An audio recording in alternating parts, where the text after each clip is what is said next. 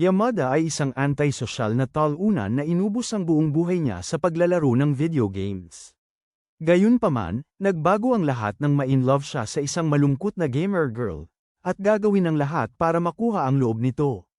Nagsimula ang lahat ng araw na yon, iniwan si Akane ng kanyang nobyo matapos nitong aminin na mas gusto niya ang mga babaeng may mas kaakit-akit na katawan. Pusong-puso, nagpasya si Akane na ibaon ang kanyang kalungkutan sa paglalaro ng kanyang paboritong laro. Ngunit doon niya nakasalubong ang karakter ni Yamada sa laro, kaya nagsimula siyang maglabas ng sama ng loob dito tungkol sa kung paano siya iniwan. Gayunpaman, nang mapansin niya na ang elf na mukhang nakasuot ng paper bag ay hindi interesado sa K-drama niya, galit siyang sinabihan nito na bahala sa buhay nito at nag-log out sa laro. Ilang minuto ang lumipas, nakatanggap si Akane ng abiso para sa isang kaganapan kung saan dadalo ang lahat ng manlalaro at makakakuha ng libreng pambihirang item sa pagdalo. At dahil manlalaro rin ang kanyang ex-boyfriend na si Takuma, nagpasya siyang dumalo sa kaganapan para makita ang bagong dilag nito. Sa araw ng kaganapan, dumating si Akane na mukhang kaakit-akit, desididong iparamdam kay Takuma ang pagsisisi na binitawan siya. Nang makita niya si Takuma at ang bago nitong kaakit-akit na kasintahan, desperado siyang tumakbo para ipagparangalan ang kanyang mga kurba. Ngunit aksidente siyang nakabangga kay Yamada at bumagsak sa lupa nang napakalakas anupat ang isa sa kanyang takong ay off. Gayunpaman, saktong malapit na siyang maiyak sa hiya, isinasauli ni Yamada ang takong, at agad siyang nabihag sa emo niyang mukha. Agad siyang bumangon, nag-sorry, at sinubukang ipaliwanag na dumaraan siya sa mahirap na hiwalayan, pero sinabi lang ng lalaki na wala siyang interes. Saktong paalis na siya, tinamaan si Akane ng déjà vu, at doon niya napagtanto na siya pala ang pangit na elf na nakilala niya sa laro. Para kumpirmahin ang kanyang hinala, tinawag niya ito sa in-game nitong pangalan, at agad lumingon si Yamada para itanong kung sino siya. Bago pa siya makapagpaliwanag, si Takuma at ang bago niyang nobya biglang dumating, kaya agad na sinubukan ni Akane na ipagmalaki muli ang kanyang figura. Ngunit hindi siya pinansin ng lalaki, na parang isang patalastas sa YouTube, at sa halip ay labis na humanga kay Yamada. Dahil si Yamada ay sikat na sikat sa mundo ng pro gaming at idolo na niya ito sa loob ng maraming taon, ito ang ikinagalit ni Akane, kaya agad niyang hinawakan sa braso si Yamada at ipinagmayabang na magkasintahan sila para lang pagselusan ang kanyang ex. Nang tangkain ni Yamada na pabulaanan ito, palihim siyang nagmakaawa rito na makisama sa kanya. Inaalok pa niya rito ang pambihirang item na nakuha niya bilang tiket. Hindi mapigilan ng gamer na si Yamada ang ganoong tukso, kaya pumayag siyang maging peking nobyo niya. At ito'y kinatuwaan niya. Ang plano niya ay nagtagumpay dahil hindi makapaniwala si Takuma na ang isang baguhan tulad ni Akane ay nakakasama ang kanyang idolo. Dahil sa loob ng maraming taon ay pinupukaw niya ang galit ni Yamada sa Instagram para lang makuha ang atensyon nito. Wasak ang loob niya, napaiyak siya tulad ng isang talunan, at sa panunood lang sa kanya na malugmok ay nagparamdam kay Akane na parang nanalo siya sa loto. Nang gabing yun, hinayla ni Akane si Yamada sa isang bar para uminom upang mawala ang kalungkutan niya. Dahil kahit nagiganti siya, hindi nito nababago ang katotohanang napalitan siya ng isang maganda at mas kurbada. Gayunpaman, nang sinubukan niyang pag-usapan ang kanyang sasama ng loob, pinigilan siya ni Yamada, sinasabing kailangan na niyang umuwi. Galit na galit, sumigaw siya na mamamatay itong malamig at walang karanasan sa pag-ibig kung magpapatuloy itong walang pakialam. Ngunit sinabi lang ni Yamada sa kanya na wala siyang pakialam sa pag-ibig at gusto lang niyang maglaro. Nang marinig ito, nagulat si Akane nang malaman na ang isang gwapong lalaki ay walang karelasyon. Ngunit sa kaibuturan ng kanyang puso, malungkot siyang sumasang-ayon na ang pag-ibig ay hindi sulit sa pagpupuri, at ito ay nagbalik ng masakit na alaala ng kanyang pagkabigo sa pag-ibig. Kaya nagpaalam siya papunta sa banyo para umiyak, kung saan niya napagtanto na hindi lang niya nadumihan ang kanyang damit nang siya'y mahulog. Ngunit nagisgasan din ang kanyang bukong-bukong, at ito ay nakadagdag sa kanyang pagkadismaya. Makalipas ang ilang minuto, nang bumalik siya, nakita niyang wala na si Yamada, at agad niyang inakala na iniwan siya nito. Dahil dito, pakiramdam niya ay muli siyang iniwan, ngunit biglang dumating si Yamada at pinaupo siya. Nang umupo na siya, inilabas niya ang band-aid na binili niya matapos mapansin ang gasgas sa kanyang bukong-bukong, at ang magandang kilos na ito ay nagpatunaw sa puso ni Akane. Nadala sa damdamin, bigla siyang umiyak at nagmakaawa kay Yamada na uminom pa sila, kung saan si Yamada ay nag-aatubiling pumayag. Kinaumagahan, nagising si Akane na may matinding hangover nang marinig na may nagsasalita sa likuran. Nang mawala ang antok sa kanyang mga mata, lumingon siya, at napagtantong nasa kwarto pala siya ni Yamada, at naglalaro ito mismo sa harap niya. Nang mapansin ni Yamada na gising na siya, lumapit ito, ngunit nagulat si Akane at natisod sa kama. Agad niyang inakusahan si Yamada na sinamantala siya habang wala siya sa sarili. Ngunit agad itong itinanggi ni Yamada bago pa man siya humingi ng alimony. Ipinaliwanag nito na nalasing siya ng husto noong nakaraang gabi, at dahil hindi siya isang walang pusong mag-iiwan sa kanya sa tabi ng kalsada, dinala niya ito pabalik sa kanyang apartment. Nahihiya, humingi ng paumanhin si Akane sa gulo na idinulot niya, ngunit ipinapaalis siya ng walang pakialam na bida, sinasabing ayaw niya sa amoy nang hindi naliligo sa kanyang pamamahay. Pumayag si Akane na umalis. Ngunit bago siya umalis, binanggit nito na nilaban niya ang mga damit nitong nabalutan ng suka at isinampay sa kanyang banyo, na lalong nagpahiya sa kanya. Maya-maya, habang pauwi, hindi mapigilan ni Akane na maramdaman na siya ay isang walang kwentang babae sa kalsada na nagpalipas ng gabi sa apartment ng isang lalaking halos hindi niya kilala. Pagdating niya sa bahay, nag-ayos siya, ngunit habang sinusubukan niyang nagpapahinga sa kama, napansin niyang nawawala ang kanyang kwintas na may pendant ng pag-ibig. Nagtataka siya kung saan niya ito maaaring napabayan, kaya agad siyang naghanap sa lahat ng dako ngunit hindi pa rin niya makita. Habang nag-iisip kung nasaan ito, naaalala niya ang pagbanggit ni Yamada sa kanyang damit na nababalutan ng suka, na nagpatanto sa kanya na naiwan niya pala ang kwintas sa apartment ng malungkuting taong yun. Dahil wala siyang contact number nito, mabilis siyang nag-login sa laro. Umaasang makita siyang online, ngunit sa halip, nakita niya si Ruri, ang kanyang guildmaster, at nang tingnan niya kung online si Yamada, napagtanto niyang offline ito, na nakasakit ng kanyang damdamin. Nagsimulang mamuuang luha sa kanyang mga mata habang siya ay naaalala ang araw na ibinigay ni Takuma sa kanya ang kwintas, ang unang regalo na natanggap niya mula rito. Habang nalulunod sa pag-iisip, nagbabalik tanaw sa nakaraan, binalik siya ni Ruri sa kasalukuyan at tinanong kung maayos ang lahat. Nang umamin si Akane na marami siyang pinagdadaanan, inalok ni Ruri na maging kanyang unpaid therapist, kaya sinabi ni Akane na nakipaghiwalay sa kanya ang kanyang kasintahan at nawala rin ang kanyang mahalagang kwintas. Ngunit sa halip na tumulong, nagsimulang magsalita ng kung ano-anong walang saysay ang babong si Barbie, kaya tumahimik si Akane, na pagtantong hindi maayos ang kanyang pag-iisip. Maya-maya, dumating si Yamada na may nakakatawang afro, at habang masiglang sinusubukang kunin ni Akane ang kanyang pansin, lumapit agad si Ruri at nagsimulang lamandi sa kanya. Ngunit binaliwala siya ni Yamada, sinabing abala siya at kailangan niyang talunin ang boss. Gayunpaman, patuloy siyang kinukulit ni Ruri, kaya nagpadala si Akane ng pribadong mensahe sa kanya, sinasabing baka naiwan niya ang kanyang kwintas sa lugar nito. Ngunit simpleng sumagot si Yamada ng hindi, ikinainis ni Akane na hindi inaasahan ang ganoong kaikling tugon. Pagkatapos, inanyayahan ni Ruri si Yamada na makasama sila, ngunit sinabi ng adik sa laro na mas gusto niyang pag-usapan ang imbakan ng guild. Nagreklamo siya na ang ball ay laging punot siksik ng walang silbing gamit. Kahit palagi niya itong nililinis, ngunit iginiit ni Ruri na ang sinumang naglalagay ng mga bagay doon ay ginagawa iyon dahil sa kabutihang loob. Noon din, narinig ni Akane ang kanilang usapan tungkol sa mga gamit sa ball ng imbakan at malapit nang ipahayag na siya ang responsable sa paglalagay ng mga ito doon, ngunit galit na tinawag ni Yamada na basura ang mga gamit. Ang marinig ito ay nakasira sa puso ni Akane, ngunit tumanggi si Yamada na pigilan ang kanyang dila at sa halip ay patuloy na iginiit na walang halaga ang mga gamit. Sinubukan ni Ruri na sabihin sa walang konsiderasyong hanggal na maghinay-hinay sa pagpili ng kanyang mga salita. Ngunit noon din ay malungkot na si Akane. Umamin na siya ang may pananagutan at humingi ng tawad. Gayunpaman, pinagbawalang ulitin muli ni Yamada at pinayuhan siyang maging mas mapili dahil limitado ang espasyo ng imbakan. Dahil sa kalungkutan, agad nag-log out si Akane sa laro at sinisi ni Ruri si Yamada sa pagiging walang pakialam. Sa kanyang apartment, natauhan si Yamada na nagkamali siya sa pagiging masyadong mahigpit kay Akane, kaya nagpa siya rin siyang mag-log out para sa araw na yon. Nang tumayo siya mula sa kanyang upuan sa paglalaro, hindi sinasadyang naapakan niya ang isang bagay, at nang tingnan niya, napagtanto niya na ito ay kwintas ni Akane. Nabasag ang kwintas mula sa pagtapak niya rito. Kinabukasan, nakipagkita si Akane sa kanyang matalik na kaibigan, si Momo, na sabik na malaman ang lahat tungkol sa gwapong gamer nerd na nakasiping niya ilang araw na ang nakalipas.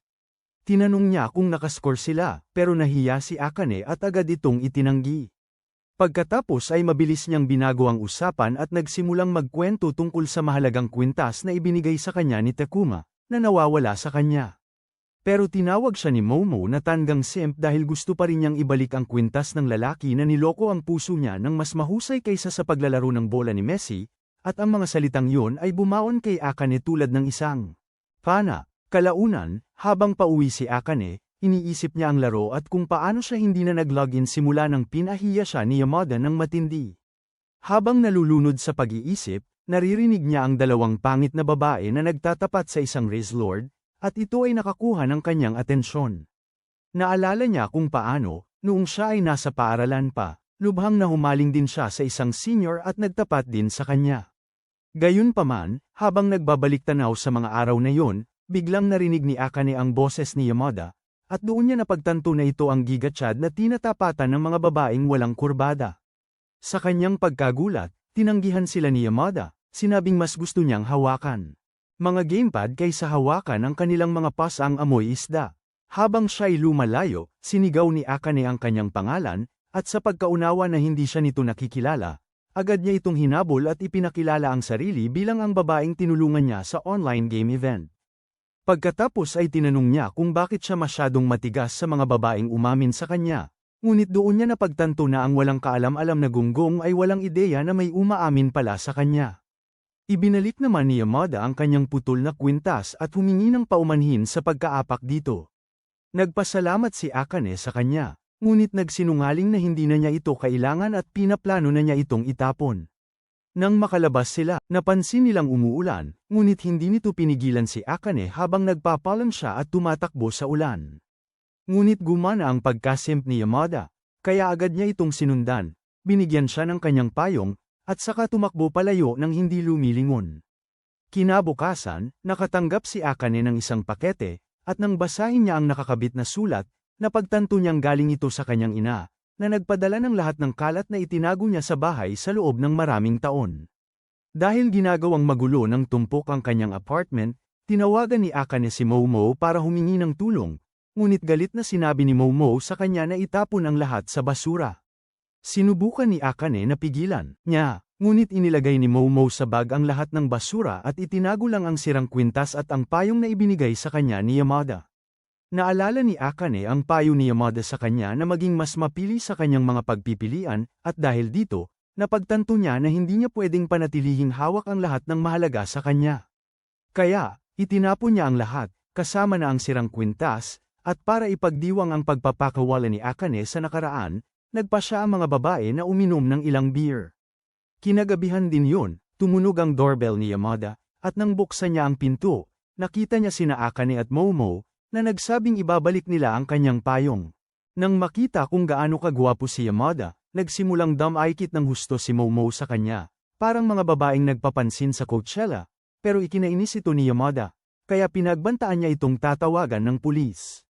Takot na takot, inamin ni Akane na palusot lang ang pagbalik ng payong at ang totoong dahilan ng kanyang pagpunta ay upang pasalamatan siya sa pagligtas sa kanya mula sa kahihiyan sa kaganapan.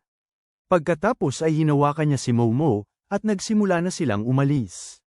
Pero nakonsensya si Yamada sa pagtrato niya sa kanila, kaya tinawag niya si Akane at sinabihan siyang mag-login ulit sa laro tuwing libre siya. Agad itong nagpasaya sa kanya, at masaya siyang nangako na gagawin niya. Makalipas ang ilang araw, nag-ayos si Momo ng double date para sa kanya at kay Akane, para sa wakas ay makahanap si Akane ng makakasama na makapagbibigay sa kanya ng kasiyahan. Ngunit dahil mas pangit ang lalaki kaysa sa kahit anong nakita na niya, nagpa siya si Akane na mag-scroll na lang sa kanyang telepono.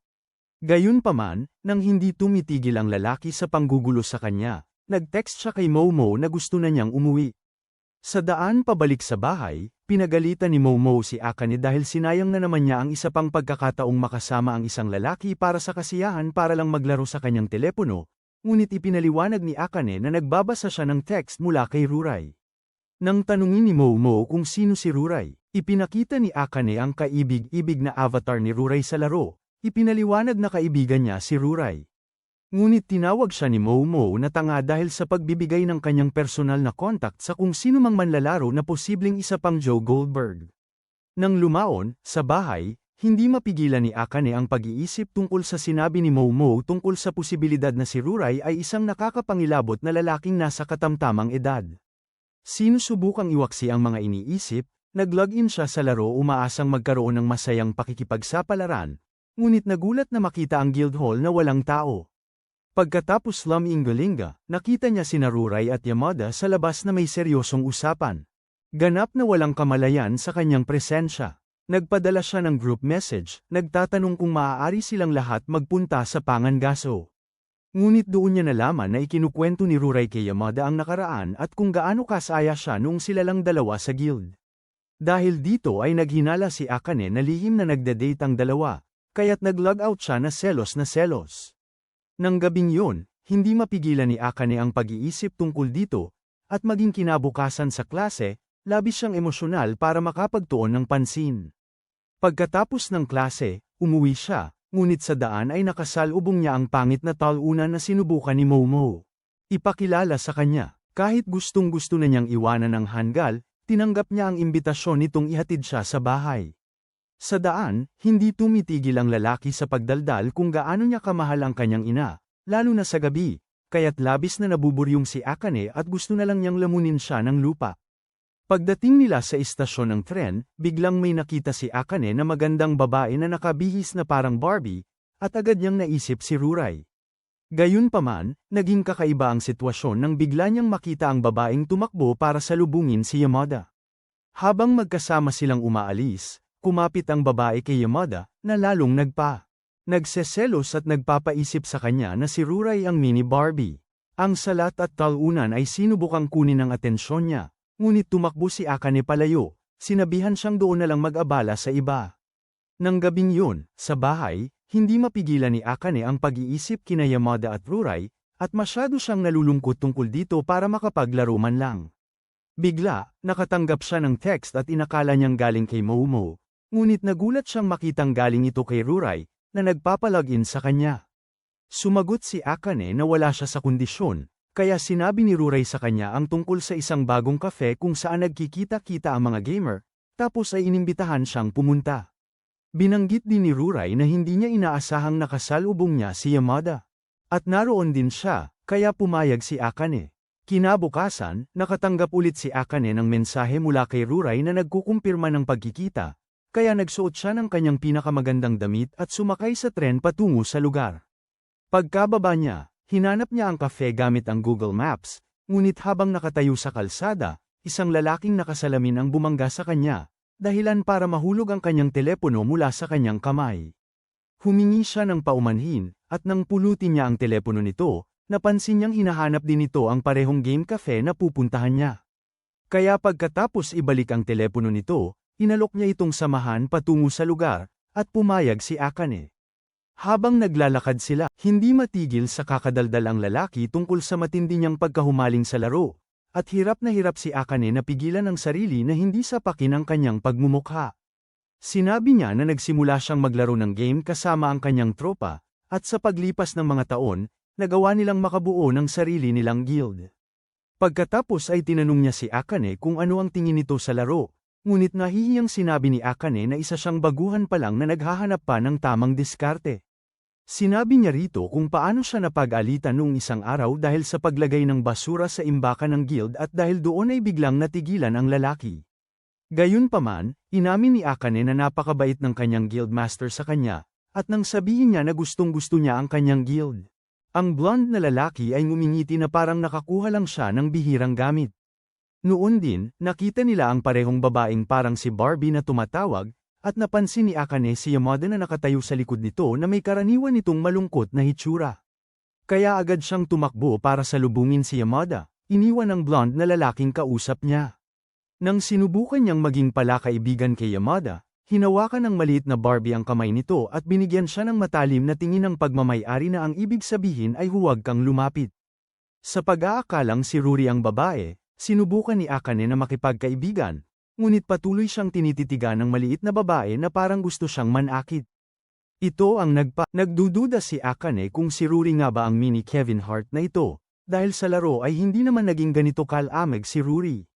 Sa mga sandaling yun, lumapit ang lalaking may blonde na buhok at tinawag si Akane sa pangalan, na ikinagulat niya. Pagkatapos noon, habang nakaupo silang lahat sa loob ng kafe, napansin ni Akane na nakikipagbiruan ang lalaking may blonde na buhok sa isang kalbong malaki ang ulo, at nagtaka siya kung sino ang dalawang yun. Nang tanungin niya ang maliit na Barbie, na inakala pa rin niyang si Ruri, sinabi ng babae kay Akane na ang pangalan ng lalaking may blonde na buhok ay Ada habang si Kamu Ada naman ang kalbo. Dahil sawa na siyang tawagin ni Akane na Ruri, sinabi niya kay Akane na hindi Ruri ang pangalan niya. At nagulat si Akane nang marinig ito. Pagkatapos, iginiit niyang malaman kung sino si Akane at bakit ito nakaupo sa pagtitipon ng kanilang guild, ngunit labis na naguguluhan si Akane, dahil kaka-realize lang niya na hindi si Ruri ang munting Barbie. Para linawin ang mga bagay, iminungkahi ni Yamada na magpakilala silang lahat, kaya si Ada ang nauna, masiglang ipinakilala ang kanyang game character bilang si Ruri. Nagulat na marinig ito, tinawag siya ni Akane na manloloko, ngunit ipinaliwanag ni Ada na kahit lalaki siya sa totoong buhay, gusto niyang maglaro bilang babae sa mundo ng 2D para isabuhay ang kanyang kakaibang pantasya. Nagalit si Akane, sinabing nagtiwala siya sa kanya nang siya ay iniisip na masamang tao siya, ngunit pinakiusapan siya ni Ada na kumalma. Pinapanatag siya na hindi ito ang pinagkatiwalaan niya kundi si Ruri.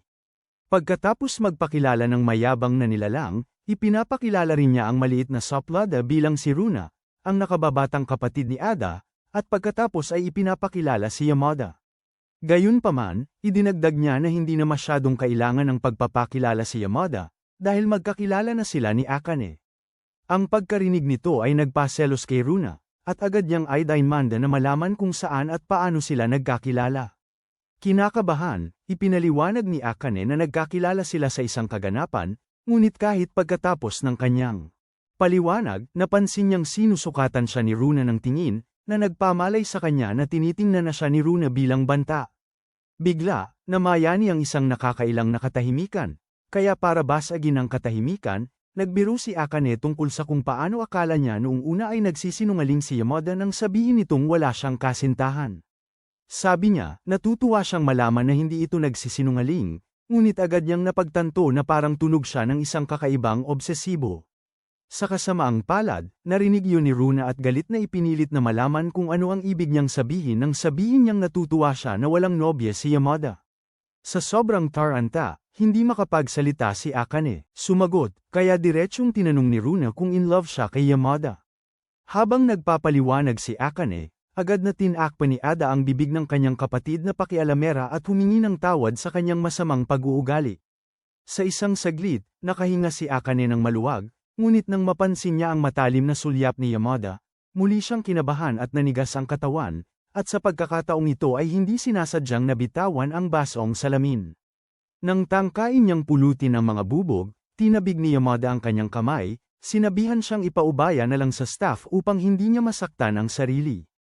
Dahil sa kahihiyan, lumingon palayo si Akane upang iwasan ang tingin nito. Kaya sinabi ni Yamada na may tawag siya at umalis, para hindi na niya kailangang tingnan siya. Gamaan ang loob ni Akane, at habang bumabalik siya sa kanyang upuan, sinabi rin ni Ada na kailangan niyang gumamit ng palikuran at umalis. Sa labas ng kafe, nakita ni Ada si Yamada na nakatulala sa kanyang telepono, kaya umupo siya sa tabi niya at tinanong kung ano ang problema. Umamin si Yamada na pakiramdam niya sinisira ng presensya niya sa loob ng kafe ang mod at ginagawang hindi komportable si Akane, ngunit sinabi ni Ada sa kanya na hindi yun totoo at pinayuhan siyang matuto kung paano intindihin ang damdamin ng isang babae o manganganib na mamatay na 80 taong gulang na birhen. Nang marinig ito, nagudyok, mga alaala ni Yamada, na nagpaalala sa kanya sa unang babaeng minahal niya. Pagkalipas ng ilang oras, natapos ang pulong ng mga gamer, kaya ipinaalaala ni Ada sa lahat ang labanan ng guild ngayong gabi at hinikayat silang mag-login. Nang mapansin ni Kamu Ida na masama ang tingin ni Runa sa isang tao, lumapit siya at nagtanong kung ano ang problema. Inamin ni Runa na ayaw niya kay Akane kahit kaunti, at ang pagmamasid sa labis na pagpapapansin nito kina Yamada at sa kapatid nito ay nagpaparamdam sa kanya na gusto niyang pigilan siya ng tuluyan. Sabi niya, nami-miss niya noong silang apat lang ang naglalaro at sumusumpa siyang gagawin ang lahat para mapaalis si Akane sa guild. Hindi nagtagal pagkatapos, sumakay sina Yamada at Akane sa iisang tren dahil iisa ang kanilang pupuntahan. Ngunit, ang pagiging ganito kalapit kay Yamada ay nakakapagpakaba kay Akane, kaya sinubukan niyang magsimula ng usapan sa pamamagitan ng pagtatanong ng kung ano-anong walang saysay na tanong, ngunit dahil masyadong naiilang si Yamada sa mga babae, malamig siyang sumagot, na ikinabigo ng kanyang pagtatangka. Bigla, napansin ni Akane ang isang grupo ng mga babaeng tila uhaw sa atensyon, nakatingin sa kanila na parabang sila ang huling piraso ng pizza. Nalito siya rito na nagpapaisip sa kanya kung may dumi ba ng aso sa kanyang ulo. Gayunpaman, nang sundan niya ang kanilang tingin, napagtanto niya na hindi siya tinititigan ng mga cougar kundi sila ay nabighani sa emories ni Yamada. Dahil dito naalala niya na siya rin ay nabighani sa bad boy niyang mukha nang una silang magkita sa event. Naalala rin niya si Runa na inakusahan siya na umibig kay Yamada, at ito ang dahilan kung bakit niya pinag-isipan kung tama ba ang duwende, ngunit umiling siya at sinubukan sabihin sa sarili na si Yamada ay isa lang kaibigang online gamer. Pagkababa nila sa tren, bumili si Yamada ng puding para sa hapunan, at nagulat si Akane na yun lang ang gusto niyang kainin para sa hapunan. Habang naglalakad sila pauwi, tinanong niya kung nagluluto ito, ngunit sinabi ni Yamada na hindi, ipinaliwanag na nabubuhay siya sa junk food. At nakikita na ni Akane ang dahilan kung bakit siya napakapayat. Sinusubukan niyang pigilan ang sarili na makialam sa personal niyang buhay, ngunit napagtanto niya na kung hindi siya kikilos, maaaring isang araw ay maging payat na payat si Yamada tulad ng Wallace Tingting. May naisip na ideya si Akane. Hiniling niya kay Yamada na bigyan siya ng 10 minuto, nangako na babalik kaagad. Habang mabilis siyang tumatakbo pa uwi, umupo si Yamada sa dalampasigan, naghihintay sa kanya habang iniisip kung gaano siya kade-pressed nang una silang magkita at kung gaano siya nakabangon mula noon. Pagdating ni Akane sa kanyang apartment, mabilis niyang kinuha ang mga walang lamang lalagyan ng pagkain at pinuno ang mga ito ng pagkain. Pagkatapos, bumalik siya na dala ang pagkain para salubungin si Yamada habang hingal na hingal parang si Rick Ross na nagta-treadmill. Nalilito, tinanong ni Yamada kung ano ang laman ng bag, at nang makahinga na siya, sinabi ni Akane sa kanya na kanin at curry yun na niluto niya kaninang umaga. Ibinigay niya ang pagkain sa kanya, pero tinanggihan ito ni Yamada para hindi siya simulang tingnan bilang isang pulubi. Gayunpaman, iginiit ni Akane na tanggapin niya ito at kinutya niya kung gaano kalala para sa isang matandang lalaki na kumain ng puding para sa hapunan. Sinabi rin niya sa kanya na ituring ito bilang regalo mula sa isang guildmate para sa isa pa, kaya nag-aatubiling tinanggap ito ni Yamada. Sa mga sandaling yon, tumunog ang telepono ni Akane, kaya sinagot niya, iniisip na si Momo yon, ngunit sa gulat niya, si Runa pala yon, na nagsabing nakuha niya ang numero niya sa kanyang kapatid. Nag-sorry si Runa sa pagiging masama sa kanya at pagkatapos ay tinanong kung maaari silang magkita muli minsan, nangako na sa pagkakataong ito ay gusto niyang ayusin ang lahat. Tinanggap ni Akane ang kanyang paghingi ng tawad at masiglang sumang-ayon na magkita sila sa weekend na yon. Pagkatapos ng tawag, sinabi niya kay Yamada kung gaano siya kasaya na hindi siya kinamumuhian ni Runa at gusto pa siyang makipagkita, ngunit nakita ito ni Yamada na kainahinala. Kinagabihan, tiningnan ni Yamada ang kanyang kalendaryo at napagtanto na dapat pala niyang turuan si Runa sa weekend na yon. At ito ang nagpataka sa kanya kung bakit niya hiniling na lumabas kasama si Akane sa parehong oras. Pagdating ng weekend, dumating si Akane sa tagpuan kung saan niya dapat makikita si Runa, ngunit sa halip ay nakatagpo siya ng isang lalaking nakakainis na hindi tumitigil sa pagtawag sa kanya ng Ruri. Bigla, nakatanggap siya ng mensahe mula kay Runa, na nagsasabing hindi siya makakarating at dapat daw ay mag-enjoy siya kasama ang kanyang kaibigan sa online gaming. Agad nagpanik si Akane, napagtantong mapipilitan siyang gugulin ng hapon kasama ang lalaking nakasalamin na kakaiba ang ugali at napakadaldal, kaya mabilis siyang nagtungo sa palikuran upang makaiwas sa kanya. Habang nagtatago sa palikuran, nagtaka si Akane kung bakit iniwan ni Runa ang pulong at nagpadala ng isang abnoy bilang kapalit niya. Nagtataka rin siya kung bakit tuloy-tuloy siyang tinatawag ng lalaki na Ruri kahit ilang ulit na niyang ipinaliwanag na hindi siya yon. Samantala, dumating si Yamada sa bahay ni Eita para turuan si Runa tulad ng ginagawa niya tuwing weekend, kaya masayang inihatid siya ng nanay niya sa kwarto ni Runa. Pagkakita pa lang ni Runa kay Yamada, nakaramdam siya ng kiliti sa kanyang kaibuturan at mabilis niyang isinara ang pinto sa nanay niya, sabik na magkaroon ng pribadong sandali kasama ang kanyang crush. Sabik na simulan ng leksyon, sinabi niya kay Yamada na natapos na niya ang mga drills na ibinigay nito, ngunit malamig na nagtanong si Yamada kung hindi niya may iba pang pupuntahan. Kinakabahang itinanggi ito ni Runa, at nang makatanggap siya ng tawag, agad niya itong pinutol, iginigiit na wala siyang plano sa araw na yon. Bumalik sa banyo, paulit-ulit na tinatawagan ni Akane si Runa, ngunit naiinis nang hindi sinasagot ng bata ang tawag. Habang nag-iisip si Akane ng paraan para makaiwas sa pulong, narinig niya ang taong nakakapagtaka na kumakatok sa pinto, kinilabutan siya ng husto. Habang iniisip niya kung ano ang nangyayari na parang nasa pelikulang katatakutan, tinanong ng lalaki kung maayos ba siya, kaya sinabi ni Akane na sumasakit ng sobra ang tiyan niya, umaasang paalisan nito. Ngunit sa kanyang pagkagulat, ang taong may kakaibang pag-iisip ay nagsimulang nagpipilit makapasok, ipinipilit na kailangan niyang makita ito. Kasabay nito, sa wakas ay umamin si Runa kay Yamada na hindi niya sinipot si Akane. Gayunpaman, ang walang kam-alay-malay na pandak ay tila walang nakikitang mali sa kanyang pilyang asal, habang patuloy niyang ipinipilit na hindi niya iniwan si Akane ng mag-isa, kundi humingi siya ng tulong sa isang kaibigang gamer para samahan ito. Nang tanungin ni Yamada kung sino ang kaibigan niyang ito, ipinaliwanag ni Runa nang may pagmamalaki na ito ay isa sa mga obsessed na tagahanga ng karakter ng kanyang kapatid. Dagdag niya, ginaya niya si Ada sa pamamagitan ng paggamit ng account nito upang imbitahan ang lalaki, na nangangako sa kanya ng isang pagkakataon. Sa isang pagkakataong minsan lang mangyari sa buhay para makilala ang kanyang celebrity crush. Napagtantong baka nasa panganib si Akane, hiningi ni Yamada ang address ng tagpuan, ngunit tumanggi si Runa na ibigay ito at sinubukang pigilan siya. Nagpumilit si Yamada na umalis, ngunit pagbukas niya ng pinto, nabangga niya si Ada, na may dalang merienda para makapag-hangout silang lahat. Matapos malaman ni Ada ang lahat ng nangyayari, nag-login siya sa kanyang account para hanapin ang address ng tagpuan, habang nagtatampo si Runa, inaalala kung kailan silang apat lang sa guild. Maya-maya, tumunog ang doorbell, at pagbukas nila, tumakbo si Meathead sa loob na umiiyak. Nadinukot si Akane ng mga tauhan ng mafia, ngunit pinapakalma siya ni Ada, ipinapaliwanag na mali ang pagkakaintindi niya sa kwento. Di nagtagal, mabilis silang minaneho ni Komode gamit ang kanyang minivan papunta sa lokasyon, umaasang iligtas si Akane bago pa may mangyaring masama. Sa daan, pinipilit ni Ada si Runa na humingi ng tawad kay Akane sa ginawa niya. Ngunit tumanggi ang pasaway, kaya galit siyang sinabihan na walang sinumang lalaki ang magnanais na makipag-date sa kanya dahil sa ganyang masamang ugali. Galit na sumagot si Runa na wala siyang pakialam, at pagkatapos ay sinabi na kasalanan lahat ni Ada ang pagpapasok ng baguhan sa kanilang guild nang hindi humihingi ng pahintulot niya. Ngunit si Ada, sinabi sa Reyna na ang pagiging masama ay hindi siya patatangkadin. Nang sa wakas ay makarating sila sa lugar, nakita nila si Akane at ang lalaking nakakainis.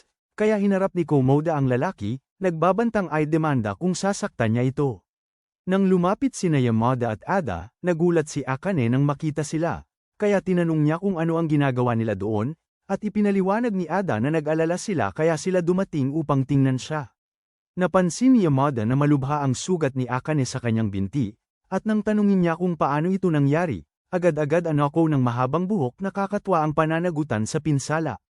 Nais ng paliwanag, hinawakan ni Ada ang tangasa, pinigilan at binanta ang bawasan ng kanyang oxygen kung hindi siya magsasalita, kaya umamin siya na tumama ang binti ni Akane sa upuan ng inidoro nang gulatin niya ito. Maya-maya, dumating si Runa, at nagulat si Akane nang makita ito. Matapos ang ilang minutong katahimikang nakakailang, sinubukan ni Runa na tumakas, ngunit nang subukang habulin siya ni Akane, tumama ang kanyang sugatang binti at sumigaw siya sa sakit. Sa sandaling marinig ni Runa ang sigaw ni Akane, tumigil siya sa pagtakbo at agad na bumalik upang tingnan siya. Ngunit biglang galit na sinabi ni Ada na sumama siya sa kanya para mapagsabihan. Sinubukan ni Runa na pakiusapan si Yamada na magmakaawa para sa kanya. Ngunit tumanggi siya, iginiit na kailangan siyang pag-alitan dahil sa ginawa niya. Hinawakan ni Ada ang kamay niya, at habang inilalayo siya, agad na nagkunwari si Akane na sumasakit ang tiyan ng matindi para lang mailigtas si Runa sa pagpapagalit. Pagkatapos ay hiniling niya kina Ada, Yamada, at Komoda na tulungan siyang kumuha ng pampawala ng sakit sa batika, at para sa kakaibang lalaki sa suit, sinabihan niya itong lumayas na lang. Nang subukan ni Runa na tumulong sa pagkuha ng gamot, hinawakan ni Akane ang kamay niya at pinakiusapan siyang manatili habang kinukuha ito ng mga lalaki.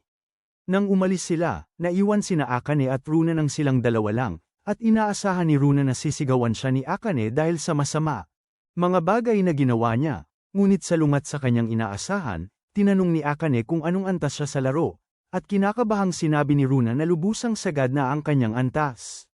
Nadismaya si Akane dahil inakala niyang maaari silang mangaso ng magkasama, ngunit hindi pinapayagan ng laro ang mga baguhan na mangaso kasama ang mga manlalarong nasa pinakamataas na antas.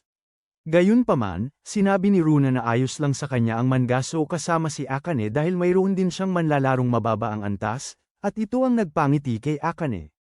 Dahil nagsawa na si Runa sa pagkukunwari ni Akane na wala siyang alam, sa wakas ay ipinahayag niya ito at umamin na sinadya niya itong hindi siputin. Inamin niyang ginawa niya yon dahil kinamumuhian niya ito at gusto niya itong alisin sa ang guild, ngunit habang sinasabi niya ang mga bagay na ito, naaalala ni Akane kung gaano kabahala si Runa nang marinig nito ang sigaw niya sa sakit, at ito ang nagpangiti sa kanya. Kaya, sinabi niya kay Runa na ipapaubaya na lang niya ang pagsesermon kay Eita, at pagkatapos ay inamin na ang dahilan kaya siya pumayag na lumabas ay dahil gusto niyang makalapit dito at humingi ng pahintulot upang makasali sa kanyang grupo ng mga kaibigan. Naantig sa mga salitang yon, si Runa ay napaiyak ng husto at humingi ng tawad kay Akane sa pagiging masama. Di nagtagal, bumalik ang mga lalaki na dala ang gamot, para lang madatnan si Akane na inaalaw si Runa, na humahagulhol. Sinalubong ni Akane, ibalik ang mga ito ng may ngiti, at nang tanungin ni Kamuide kung ayos na ang tiyan niya, inamin niyang mas maganda na ang pakiramdam niya. Noon, itinuturing si Runa na kakaiba na iniiwasan ng lahat dahil hindi nila siya lubusang maunawaan. Gayunpaman, hindi pinansin ni Runa dahil mayroon siyang mahigit 300 online na kaibigan na kasama niya, at dahil maganda siya, ginawang humanga ang lahat ng lalaki sa klase niya sa kanya. Ngunit dahil kay Yamada lang at sa malungkot nitong mukha ang paningin niya, itinuring niya ang mga lalaki sa klase niya na tila mga bata pang bibe na may pagkailang. Makalipas ang ilang linggo, binisita ni Runa si Akane sa bahay, at dahil nagiging malapit na sila ni Akane, maging mas malapit simula nang mangyari ang kakaibang insidente, mas kumpiyansa na si Runa na ipahayag ang sarili kahit sa presensya niya. Habang nanananghalian, nakatanggap si Akane ng text mula kay Momo, at habang binabasa niya ito, nagseselos si Runa dahil ayaw niyang maibahagi ang kanyang mga kaibigan. Pagkatapos ay iminungkahi ni Akane na manood sila ng isang teleserye na kinukunan sa kabilang kalsada lang, dahil nandoon ang kanyang crush na artista, at pumayag si Runa nang may pag-aatubili.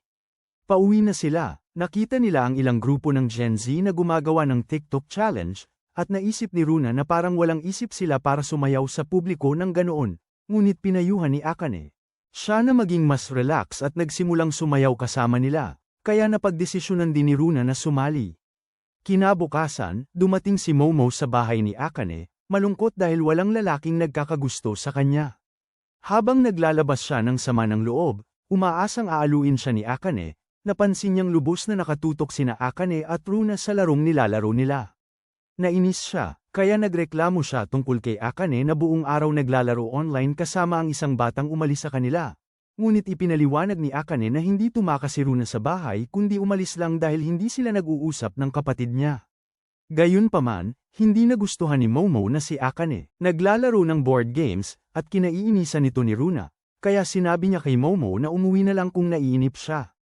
Habang nagtatalo ang dalawa, patuloy pa rin sa paglalaro si Akane, at di nagtagal ay nakasalubong niya si Yamada sa laro. Sinubukan niyang ipagyabang ang kanyang na-upgrade na sapatos, umaasang makakuha ng ilang puntos, ngunit sinabi ni Yamada sa kanya na mali ang nabili niyang material sa pag-upgrade. Nadismaya, ipinaliwanag ni Akane na sinubukan niyang kopyahin ang kanyang power-up, ngunit pinaalalahanan siya ni Yamada na siya ay isang wizard samantalang siya ay isang paladin, kaya magkaiba ang ginagamit nilang hiyas. Hindi sumuko, sinabi ni Akane na hahanapin niya ang uri ng mga hiyas na angkop para sa kanyang klase.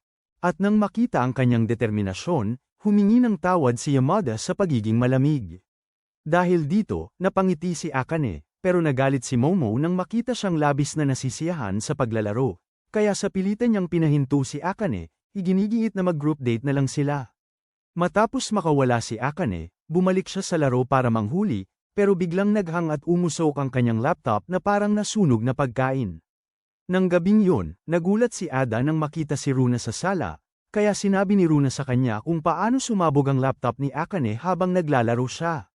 Sinabi niya na sinabi ni Akane sa kanya na hindi na siya makakapaglaro ng laro. Muli hanggang sa makapag-ipon siya ng sapat na pera para makabili ng bago. Kinabukasan ng umaga, habang humahagulgol si Akane dahil hindi siya makapaglaro, may narinig siyang katok sa pinto. Nang buksan niya ito, nakita niya si Yamada, na ikinagulat niya, ngunit sumulpot si Runa para ipaliwanag na ito ang repairman na dinala niya. Noong nakaraang gabi, nakatanggap si Yamada ng tawag mula kay Ayada, tinatanong kung mayroon siyang ekstrang laptop. Nang sabihin ni Yamada na wala, sinabi ni Ada sa kanya ang tungkol sa sirang laptop ni Akane at hinikayat siyang ayusin ito sa pamamagitan ng pagpapalit ng mga sirang bahagi. Tinatanong ni Yamada kung bakit hindi na lang niya ito inayos, ngunit ipinapaliwanag ni Ada na tinutulungan niya itong gamutin ang matinding hirap na nararamdaman nito. Bumalik sa kasalukuyan, tuwang-tuwa si Akane na dumating si Yamada para ayusin ang kanyang laptop, ngunit winasak ni Yamada ang kanyang pag-asa, sinabing titingnan lang niya ito. Habang tinitingnan ni Yamada ang laptop, ipinapakita ni Runa kay Akane ang lahat ng kanyang mga plot cover na nakasabit sa itaas niya, at ito ang nagpataranta kay Akane. Kaya, mabilis siyang lumundag tulad ng isang profesional na manlalaro ng basketball upang itago ang mga ito bago pa mapansin ni Yamada. Kakaiba ang pakiramdam ni Akane na nasa kanyang kwarto si Yamada, at naaalala niya kung gaano ito ka-awkward sa paligid ng mga babae, kaya nagpasya siyang gawin itong komportable hanggat maaari. Gumawa siya ng cookies para sila. Kayang kumain ng lahat, umaasang tatanggihan sila ni Yamada, ngunit sa kanyang pagtataka, tinanggap sila ng nagugutom na si Chad. Pagkatapos, pinuri niya kung gaano kasarap ang curry na ibinigay niya rito ilang araw na ang nakalipas, at dahil dito, lumiwanag ang buong silid sa ngiti ni Akane. Nang makita ang ngiti niya, naalala ni Runa ang araw na sinabi sa kanya ni Ada tungkol sa isang matamis na babae na bagong sali lang sa kanilang guild at kung paano niya naisip na perpekto ito para kay Yamada. Bagaman mariin niya itong tinutulan noon, ngayon ay nakikita na niya ang ibig sabihin ni Ada, kaya't palihim siyang kumuha ng larawan ni Yamada at Akane na magkasama at ipinadala ito kay Ada, na may caption na ang cute nilang dalawa. Lubos na natuwa si Ada nang makita niya ang larawan, kaya nagpadala siya ng tugon kay Runa, inutusan itong gawin ng makakaya upang mapalapit ang dalawa. Tinanggap ni Runa ang misyon na parang isang masoner ang sundalo, at matapos mag-isip ng mga ideyang romantiko, nakita niya si Akane sa kusina at tinanong kung plano nitong maligo na agad. Ang plano niya ay pagtagpuin si Yamada at Akane habang naliligo si Akane, ngunit sinira ni Akane ang plano sa pagsasabing hindi pa siya handa. Hindi sumuko, itinulak ni Runa si Akane palabas ng kusina para mas makasama niya si Yamada, ngunit aksidenteng bumangga ang ulo ni Akane sa kay Yamada. Galit na pinagalitan ni Akane si Runa at sinabihan siyang tumigil, pero lalo pa niyang pinalala ang sitwasyon sa paghawi ng kanyang buhok sa mata ni Yamada. Agad siyang humingi ng paumanhin, at habang sinusuri niya kung nasaktan ito, nagkalapit sila at muntik ng maghalikan, at dahil dito, umatras ang mahiyain at birhen.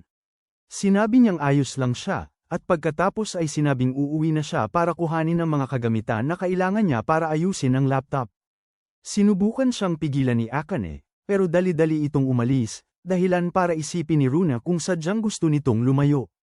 Dahil dito, nakonsensya si Akane, iniisip na siya ang may kasalanan sa pagpaparamdam ng pagkailang kay Yamada, alam kung gaano siya kahiyain. Nahihirapan siya kapag nasa paligid ng mga babae. Samantala, pumasok si Yamada sa isang convenience store upang bumili ng paborito niyang inumin, ngunit naakit ang Kaera sa kanyang aura na parang isang pangunahing karakter. Tinatanong niya ang pangalan nito at sinusubukang kunin ang kanyang contact para sa isang lihim na pakikipag-ugnayan, ngunit sinabi lamang ni Yamada na nagmamadali siya. Nahiya sa kanyang malamig na tugon, namula siya, ngunit si Yamada, napansin ang kanyang namumulang mukha, ay walang ideya sa epekto ng kanyang pagtanggi sa babae, kaya umalis siya nang hindi na nagsasalita pa. Pagbalik ni Yamada sa bahay, napansin niya na ipinaghanda siya ng mga babae ng pagkain na may nakadisenyong kanyang pangalan sa ibabaw. Siya rin, napansin niyang mahimbing na natutulog ang mga babae, kaya napagpasyahan niyang tahimik na ayusin ang laptop nang hindi sila iniistorbo. Gayunpaman, nang sisimulan na niya, lumingon siya kay Akane at napansin niyang itinali nito ang buhok upang hindi na ulit tumama sa kanyang mukha. Ngunit ayaw ni Yamada ng ganito, dahil mas gusto niyang nakalugay ang buhok. Kaya inalis niya ang sukli sa buhok ni Akane para bumaba ito. Makalipas ang ilang minuto, tumunog ang doorbell, at nang buksan ito ni Yamada, nakita niya si Takuma, na agad nagulantang sa tuwa nang makitang muli ang kanyang gaming idol. Nagtataka si Takuma kung siya at Akane ay magkasintahan talaga, ngunit sa wakas ay umamin si Yamada na hindi sila nagde-date. Ang lihim na pagkarinig nito ay ikinasaya ni Takuma, dahil ilang gabing hindi siya nakatulog sa pag-iisip na si Akane ay nakikipag-date sa isang lalaking mas mahusay kaysa sa kanya.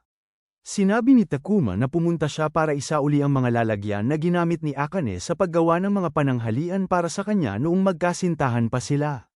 Ipinaliwanag niya na marami siyang koleksyon nito at hindi niya naisauli ang mga ito kay Akane bago tuluyang bumagsak ang kanilang relasyon. Dahil sa pag-aakala niya na siya ang huling taong gustong makita ni Akane, ibinigay niya ang mga lalagyan kay Yamada at hiniling na ibigay ito sa kanya. Gayunpaman, sinabi niya na gusto niyang malaman kung maayos lang si Akane, dahil iyon ay magbibigay kanyang kapayapaan ng isip, kaya ipinasok siya ni Yamada, kung saan natutulog ang mga babae na parang mga lasing.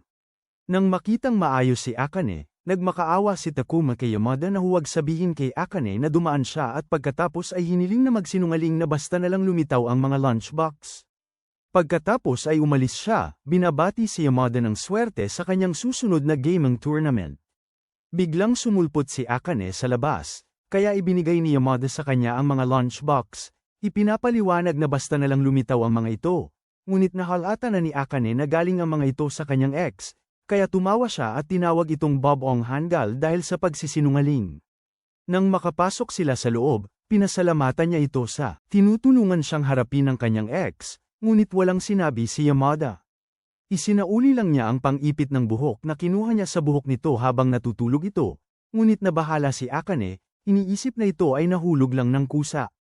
Nang ipaliwanag ni Yamada na siya ang nagtanggal nito, nagulat si Akane at nagtanong kung bakit, ngunit inamin ni Yamada na hindi niya alam kung bakit niya ginawa iyon.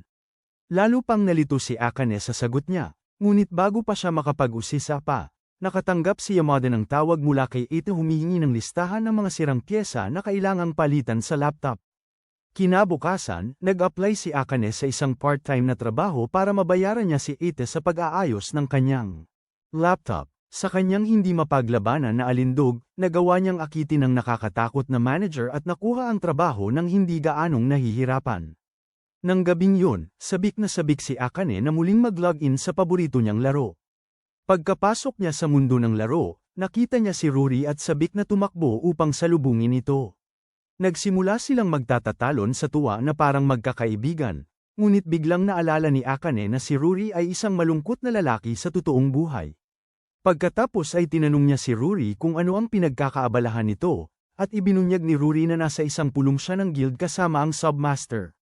Lumingon-lingon, sabik na gustong makita ni Akane ang Submaster, kaya itinuro ni Ruri sa direksyon kung nasaan ang Submaster. Sa una, walang makita si Akane, ngunit nang tingnan niya ng mas malapitan, nakakita siya ng isang napakaliit na nilalang na lubos na ikinagulat niya. Ipinaliwanag ni Ruri na ang Submaster ay miyembro ng Micronests, at sila ay maliliit lamang kapag hindi sila nakikipaglaban.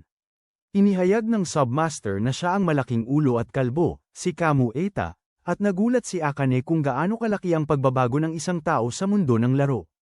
Sinabi naman ni Akane kay Ruri na gusto niya itong bayaran sa pagtulong sa pag-aayos ng kanyang laptop, ngunit sinabi ni Ruri na huwag na lang itong abalahin. Ipinaliwanag na karamihan sa mga pyesa ay segunda mano.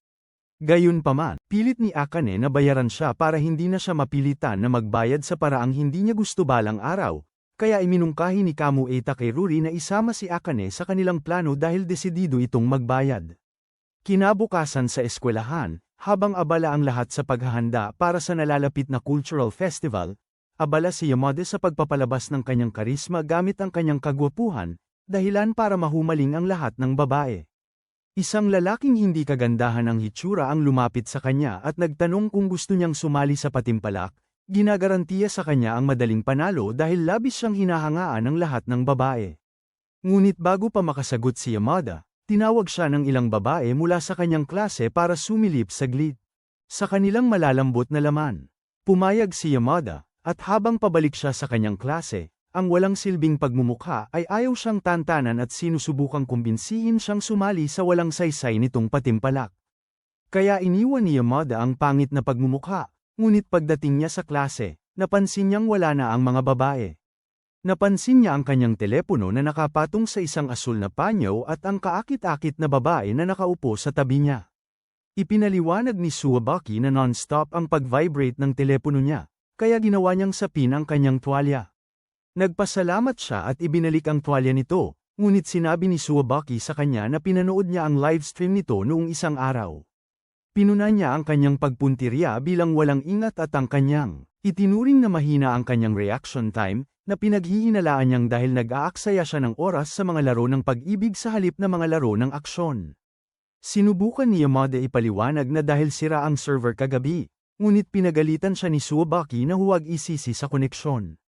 Ayaw makipagtalo sa kanya, tiningnan ni Yamada ang kanyang telepono, at doon niya nakita ang mga mensahe mula kay Ruri na nagpapalam sa kanya tungkol sa nalalapit na cultural festival ng guild, na si Akane ang magiging sponsor.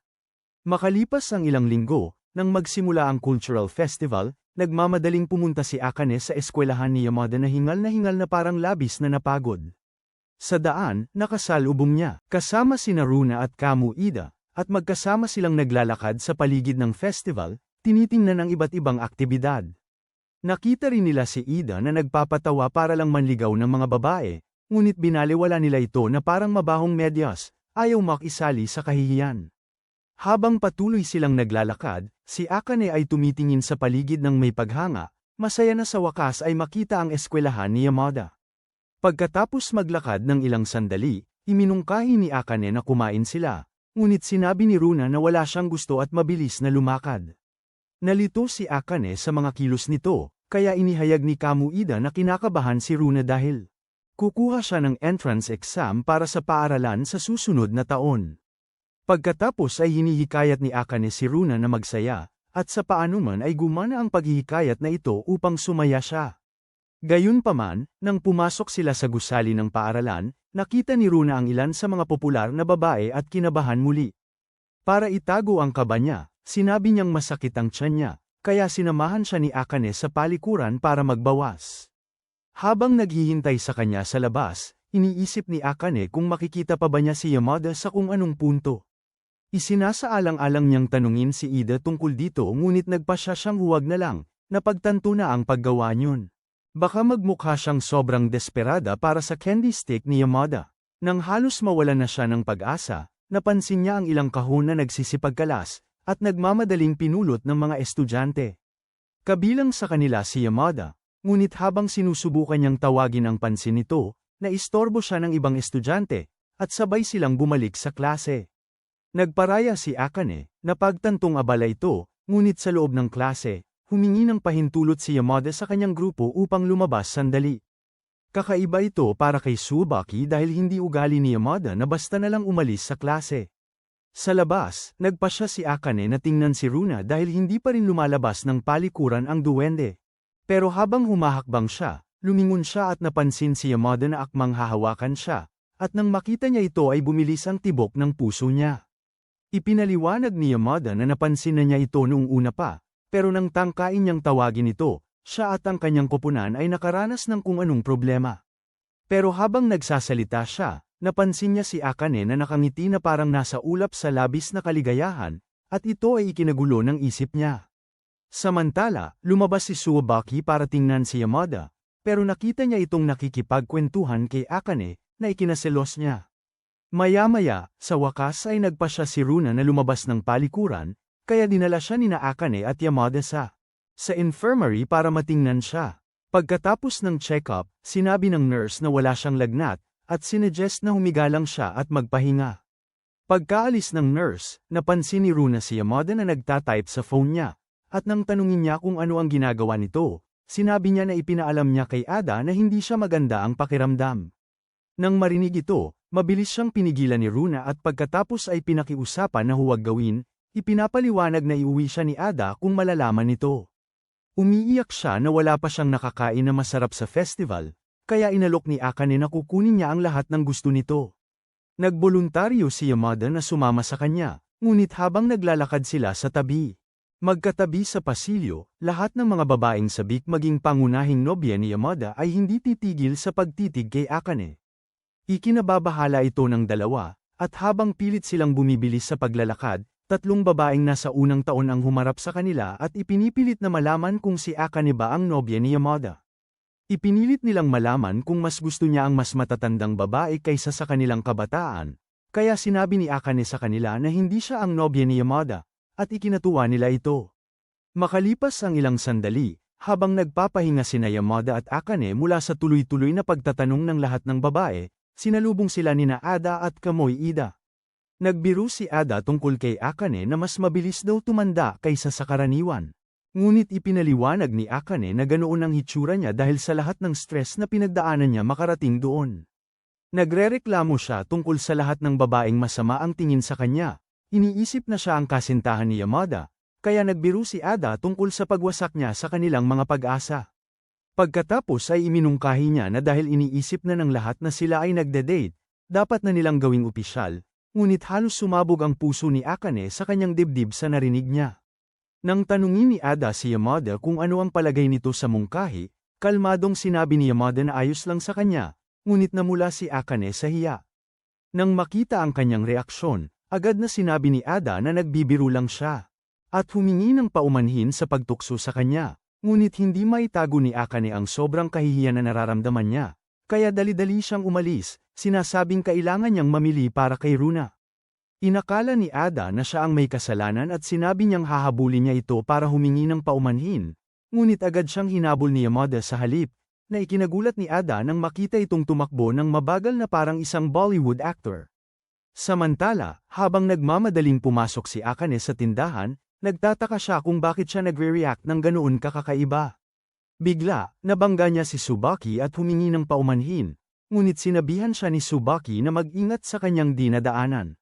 Saka naman, nakita niya si Yamada na papalapit at kaagad na sinubukang lumayo sa kanya, ngunit habang hinahabol siya ni Yamada, sinubukan siyang pigilan ni Tsubaki, ngunit hindi siya pinansin nito, mas malamig pa kaysa sa pagbalewala ng iyong crush sa iyo. Sa wakas ay napahinto niya ito sa hagdanan at pagkatapos ay humingi ng paumanhin para sa nakakatawang biro ni Ada. Gayunpaman, bago pa man makapagsalita si Akane, napansin niya na muling napalibutan sila ng lahat ng uhaw na babae, kaya mabilis niyang hinayla si Yamada palayo sa kwelyo. Pagkatapos ay dinala niya ito sa itaas na hagdanan, na tahimik, upang makapag-usap sila ng pribado. Doon, inamin niya na hindi siya galit sa nakakatawang biro ni Ada at iminungkahi na kalimutan na nila ang paksa. Gayunpaman, tinanong niya kung ano sana ang magiging tugon nito kung sineryoso niya ang biro at pumayag na makipag-date sa kanya. Sa maikling sandali, si Yamada ay natahimik, hindi makapagsalita ng kahit isang salita, at ito ang nagpakaba kay Akane, kaya't mabilis niyang sinabi, biro lang, na sinasabing nagbibiro lang siya. Sabi niya, ang kanyang pananahimik ang dahilan kung bakit walang sino man ang dapat magbiro ng pabiro tungkol sa mga usapin ng puso at pagkatapos ay iminungkahi niyang gumalaw na sila. Ngunit pinigilan siya ni Yamada at sinabing tatakbuhin niya ang buong Amerika nang nakayapak kung papayag siyang makipag-date sa kanya.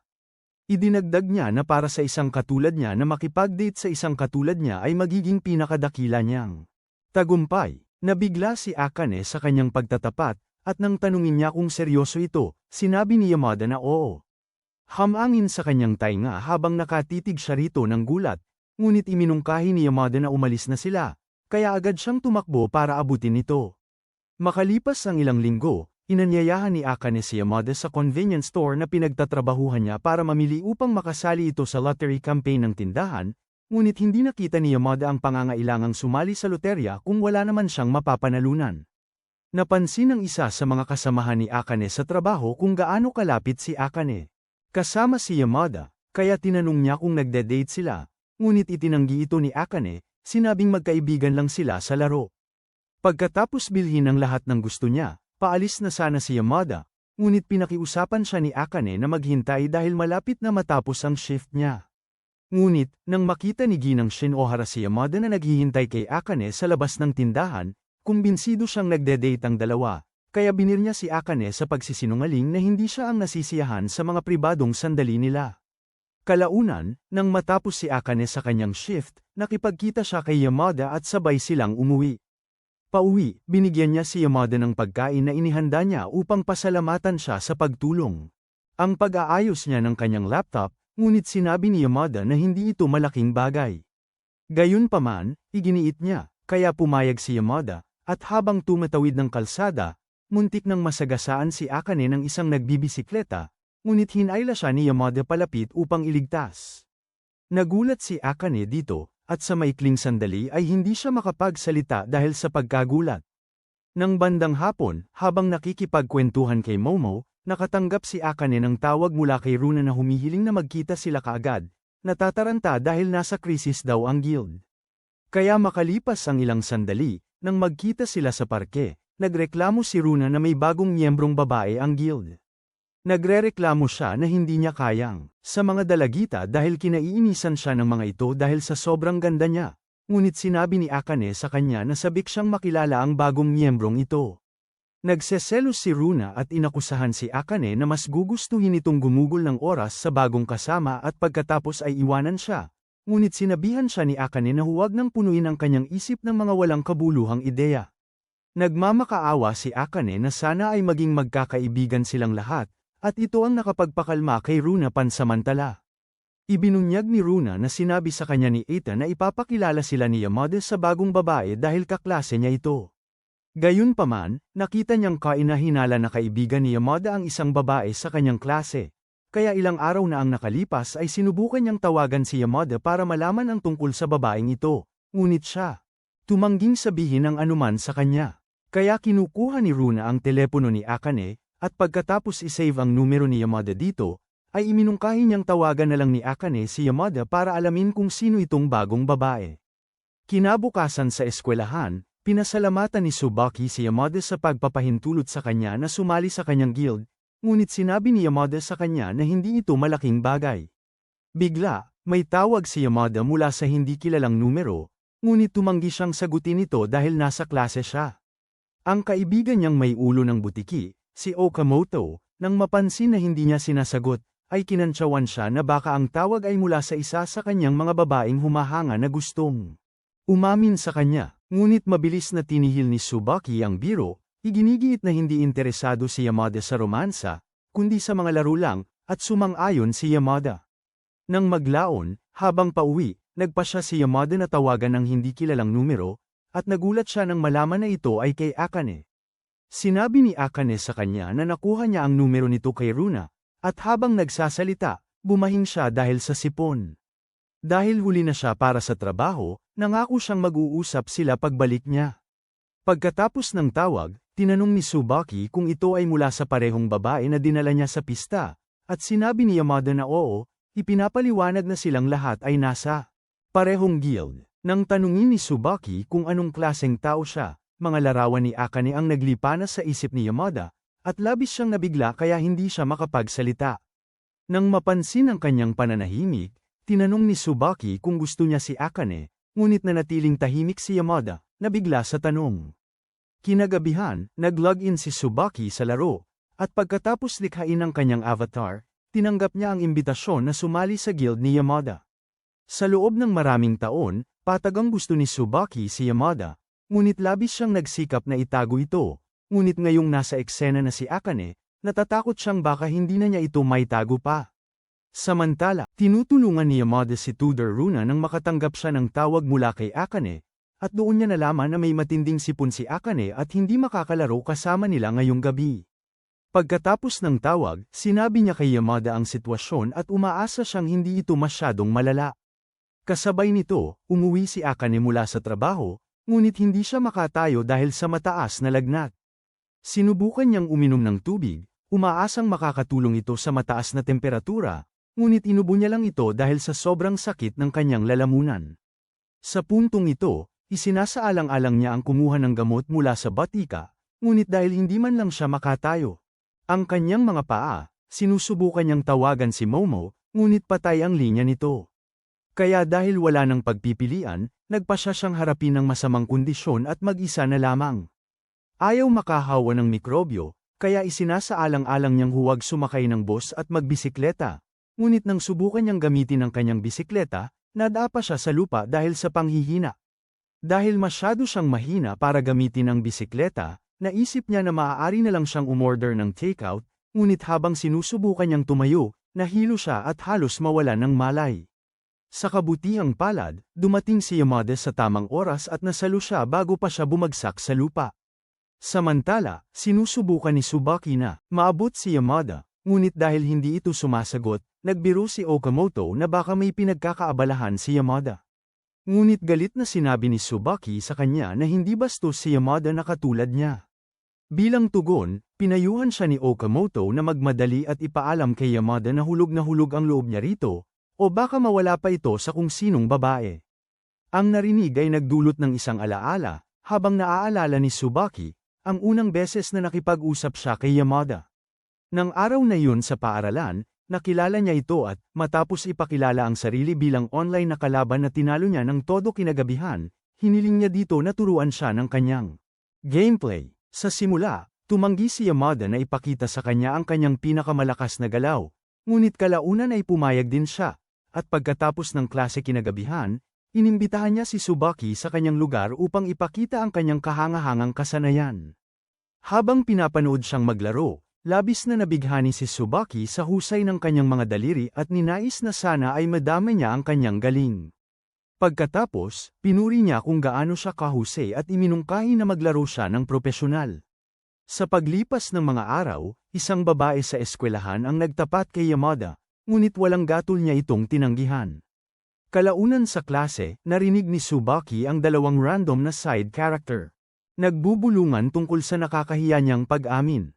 Dahil madalas tanggihan ni Yamada ang mga babae, kumalat ang tsismis na umaattend siya ng mga kakaibang pagtitipon, at yun ang dahilan kung bakit hindi siya nakikisama sa mga babae.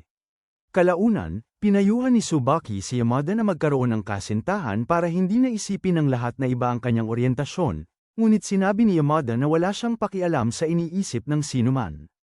Nang patuloy siyang pinipilit, sa wakas ay isiniwalat niya ang trauma na nagpalamig sa kanya sa mga babae. Mga taon na ang nakalipas, may isang babae na may gusto sa kanya, at dahil doon, binyuli siya ng lahat sa eskwelahan. Kalaunan, huminto siya sa pagpasok sa eskwelahan, umaasang matatapos ang pambubuli, ngunit hindi ito nangyari. At habang patuloy siyang nananatili sa bahay, ipinadala ng guro si Yamada sa kanilang bahay na may mga materyales upang hikayatin siyang bumalik. Nagtagumpay ito, at bumalik siya, ngunit hindi niya kayang magpatuloy nang walang si Yamada na palaging nasa tabi niya. Kalaunan, napagod si Yamada sa pagbabantay sa kanya, kaya sinubukan niyang gumamit ng taktika mula sa player's handbook at sinabi sa kanya na kailangan nila ng sariling espasyo, ngunit labis itong nagpahina sa kanya. Umiyak siya ng maraming oras, at sa huli, lumipat siya ng ibang paaralan. Sa kasalukuyan, inamin ni Yamada na hindi niya nahawakan ng maayos ang sitwasyon, at yun ang dahilan kung bakit ayaw na niyang mapaiyak pa ang ibang babae. Ang desisyong ito, gayunpaman, unti-unting nagpabago sa kanya at naging isang taong mailap sa pakikisalamuha na naging balisa sa paligid ng mga babae. Matapos marinig ang malungkot niyang kwento, nagpasya si Tsubaki na huwag sundin ang kanyang damdamin dahil alam niyang haantong lang ito sa matinding pagkadurog ng puso na labis na makakasakit sa kanya.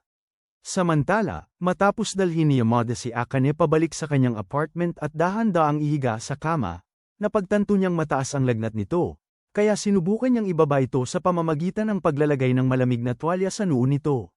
Hindi pa rin bumababa ang lagnat, kaya dinala niya ito sa isang kalapit na ospital upang mabigyan ng tamang paggamot. Makalipas ang ilang oras, matapos silang bumalik mula sa ospital, sa wakas ay bumaba ang lagnat, at sa huli ay nakabawi si Akane. Kamalayan. Gayunpaman, nang mapansin niyang nakatulog si Yamada sa tabi ng kanyang kama, natarante siya at agad na binuksan ang bintana upang mas makita. Ang malamig na simoy ng hangin mula sa labas ay gumising kay Yamada mula sa kanyang pagkakatulog, at ang makita si Akane na gising ay nakapagpagaan ng kanyang loob. Habang patuloy siyang nagtatarantan sa presensya nito, hiniling ni Yamada na bumalik siya sa kama, nangangako na ipapaliwanag ang lahat ng nangyari. Sumunod siya, at matapos ipaliwanag ni Yamada ang nangyari habang siya ay walang malay, umiyak siya dahil sa pasasalamat, dahil hindi niya inakala na si Yamada pa sa lahat ng tao ang mag-aalaga sa kanya. Pinasalamatan niya ito sa pag-aalala sa kanya, ngunit iniisip ni Yamada na ang dahilan ng labis niyang pagiging emosyonal ay dahil sa epekto pa rin ng mataas na lagnat. Pagkatapos ay ibinalik ni Yamada ang self-help book tungkol sa paghihiwalay na binabasa niya habang natutulog si Akane, at umamin si Akane na maganda itong basahin dahil nakatulong ito sa kanyang pagkasira ng puso.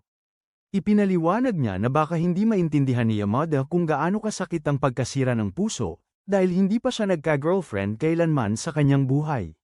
Ngunit ang marinig ito ay nagpaalala kay Yamada sa babaeng nasaktan niya noon, kaya sinabi niya kay Akane na baka hindi siya kasing inosente gaya ng iniisip nito.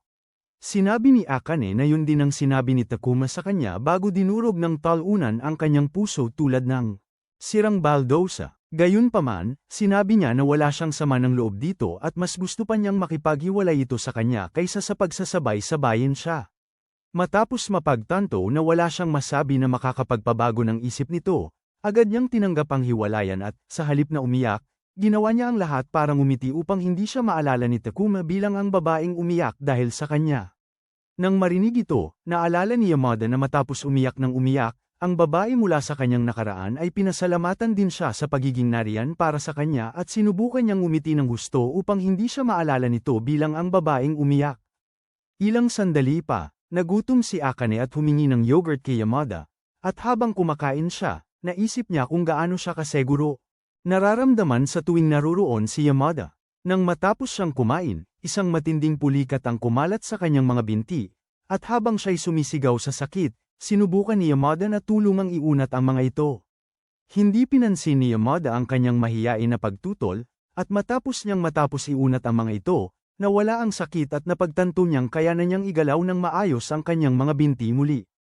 Tinawag siyang drama queen ni Yamada, at habang inaabot niya ang kutsara sa ibabaw ng kama, inakala ni Akane na hahalikan siya nito, kaya siya'y umurong at tumama ang kanyang ulo sa bakal na balangkas ng kama. Gayunpaman, nang napagtanto niyang ang kutsara lang pala ang gusto ni Yamada, nahiya siya sa sarili niyang hindi pagkakaintindihan, at ang makita ang reaksyon niya ay nagpapatawa kay Yamada. Kinabukasan, binisita ni Momo si Akane upang kumustahin siya, at nagdala siya ng sapat na pagkain para sa isang linggo. Habang nilalagay ang mga pagkain sa ref, tinanong ni Momo si Akane kung paano siya nakarating sa ospital, at ipinaliwanag ni Akane na tinulungan siya ni Yamada. Nagulat sa kanyang tugon, tinanong ni Momo kung patago siyang nakikipag-date kay Yamada nang hindi niya alam, ngunit itinanggi ito ni Akane, sinabing magkaibigan lang sila. Kahit ganoon, iniisip ni Momo na nagsisinungaling si Akane, dahil hindi siya naniniwala na ang isang lalaki ay mag-aabala ng ganoon. Ginawa ni Yamada para sa isang babae na hindi niya mahal. Sa nalalabing bahagi ng araw, nanatili si Akane sa bahay upang makabawi. Nagluto siya, nagbasa, at pagkatapos ay nagpadala ng text upang pasalamatan si Yamada sa kung paano siya inalagaan nito. Habang iniisip kung ano ang susunod na gagawin, nakatanggap siya ng mensahe mula kay Rona na nagtatanong tungkol sa kanyang kalusugan at kung malakas na siya upang makapasok sa laro. Naalala ni Akane na hindi pa niya nakikilala ang bagong manlalaro na sasali sa guild, at dahil pagod na siya sa pag-aaral, nagpasya siyang maglaro sandali. Pagpasok sa laro, dumating siya sa Beginner's Fountain, kung saan niya nakita sina Ruri at Suwabaki na magkasama. Tuwang-tuwa, tumakbo siya palapit upang salubungin sila, at agad niyang napagtanto na si Suwabaki ang pinag-uusap ang bagong manlalaro. Matapos ang pagpapakilala, mabilis na nakagaanan ang loob ni Akane si Suwabaki, kaya iminungkahi ni Ruri na mangaso silang lahat para magkaroon ng pagtutulungan sa koponan. Gayunpaman, dahil baguhan pa si Suwabaki, nagreklamo siya na hindi pa niya lubos na namamaster ang kanyang galaw sa pag-atake, kaya nagboluntaryo si Akane na turuan siya, dahil pareho silang paladin. Pagdating nila sa lugar ng pangangaso, si Ruri ay abala sa pagpapahinga sa ilalim ng puno, habang sina Akane at Suwabaki ay humarap sa isang nakakatakot na halimaw. Si Akane ay nadami na at napahandusay sa lupa, kaya humingi siya kay Ruri na gumawa. Maging kapaki-pakinabang siya sa halip na ipaubaya ang paglaban sa kanila. Pero tumanggi si Ruri na tumulong, sinasabing ito ay para sa pagpapaunlad ng karakter nila. Kahit pa ituro ni Suwabaki na ang halimaw ay may walang hanggang health bar at ayaw mamatay, tumanggi pa rin si Ruri na tumulong, sinasabing sila na ang baalang humanap ng solusyon. Matapos ang maraming nabigong pagtatangka na pabagsakin ang halimaw, iminungkahi ni Akane na durugin nila ang skill button na parang mga baliw na bigo. Ipinaliwanag niya na ang paggawa nito ay maaaring ang tanging paraan upang talunin ang malagkit na halimaw, kaya sumang-ayon si Tsubaki. Magkasama, sabay nilang pinindot ang attack button sa kanilang mga keyboard ng mas malakas kaysa. Tinatapik ko ang matatabang pisngi sa club, ngunit ang tanging napinsala lang ay ang kanilang mga daliri. Pagkatapos silang mapanood na nahihirapan, sa wakas ay nagpasya si Ruri na bigyan sila ng pahiwatig kung paano talunin ang boss. Ngunit, bago pa man niya magawa, nakaisip si Tsubaki ng isang napakatalinong ideya gamit ang kanyang 500 milyong taon ng karanasan sa paglalaro at iminungkahi na magkunwari silang patay, para umalis ang halimaw dahil sa pagkaubos ng oras. Nakapagtataka, gumana ito, at habang umaalis ang halimaw, iminungkahi ni Tsubaki na sa susunod na harapin nila ang ganoong kaaway, hanapin nila ang perpektong pagkakataon para matamaan ang kanilang atake. Sumang-ayon si Akane sa kanyang napakatalinong suhestyon, at habang pinagmamasdan ang mga babae na nagkakaisa bilang isang perpektong koponan, nagulat si Ruri kung gaano kabilis silang naging matalik na magkaibigan.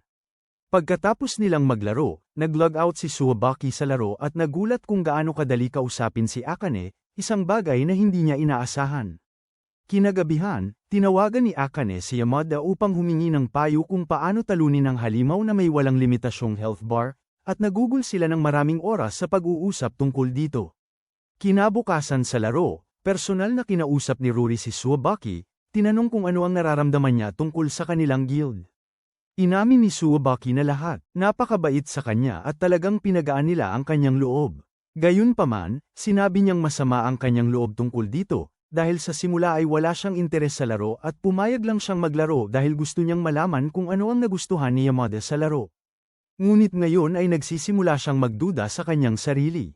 Hinikayat siya ni Ruri na ibahagi ang kanyang mga problema, sinabing ligtas ang kanyang mga tenga, ngunit tumanggi si Tsubaki na magbahagi pa, aniya ay wala iyon. Gayunpaman, nabanggit niya na kulang siya sa lakas ng loob na gumawa ng hakbang, at kahit walang ideya si Ruri kung anong hakbang ang tinutukoy niya, inudyukan niya ito na gawin ang kanyang kailangang gawin. Kinabukasan, nagkita si Akane at Momo sa isang magarang kainan dahil sinabi ni Momo na may mahalaga siyang kailangan sabihin kay Akane. Ngunit bago pa sila magsimulang mag-usap, dalawang walang kwentang estranghero ang dumating at agad silang nakilala ni Momo bilang ang mga hambog na kasama niya sa isang group date noon. Naalala niya na ang dahilan kung bakit hindi sila nagkatuluyan ay dahil masyadong mahilig manghawak at mapang-istorbo ang mga lalaking iyon. Sa kasamaang palad, ipilit ng mga hanggal na hindi marunong bumasa ng sitwasyon na makipaghati sa kanilang lamesa, kaya lihim na humingi ng paumanhin si Momo kay Akane para sa kahihiyan at pagkatapos ay hiniling niya kay Akane na iwasan lang sila. Sinusubukan silang iwasan ng mga babae, ngunit ang mga istorbo ay ayaw umalis, kaya labis silang naiilang. Sa kabutihang palad, biglang sumulpot si Ada at nagulat si Akane nang malaman na nagtatrabaho ito bilang waiter sa restaurant. Napansin ang pagkailang ng mga babae, magalang na hiniling ni Ada sa mga istorbo na lumipat sa ibang mesa.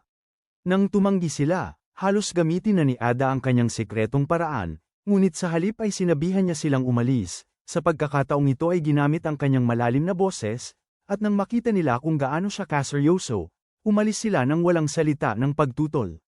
Habang pinasasalamatan ni Akane si Ada sa kanyang tulong, namangha si Momo sa ganda ni Ada, at malapit nang umapaw ang kanyang damdamin. Nang makabawi siya sa sarili, nagpasalamat din siya kay Ada sa pagtulong sa kanila, ngunit kinindatan lang siya ng kaakit-akit na si Ada, na muling nagpaapaw sa kanyang damdamin. Bago umalis sa restaurant, nakipagkita sina Akane at Momo kay Ada, at sinabi ni Akane na may kailangan siyang pag-usapan dito. Nang tanungin ni Ada kung ano ang problema, nahihiya si Akane na magsalita, kaya sinabi ni Momo na may mahal si Akane.